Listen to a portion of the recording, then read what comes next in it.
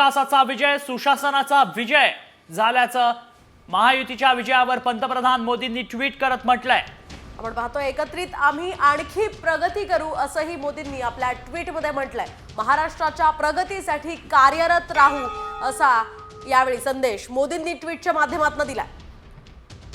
आपण पाहतोय आत्ताची ही महत्त्वाची आणि मोठी बातमी, खरं तर भाजपचा आणि विशेषतः महायुतीचा हा विजय अतिशय मोठा मानला जातोय आणि या सगळ्या पार्श्वभूमीवर मोदींनी ट्विट करत आता भाजपच्या आणि महायुतीच्या सगळ्या नेत्यांना शुभेच्छा दिलेल्या आहेत।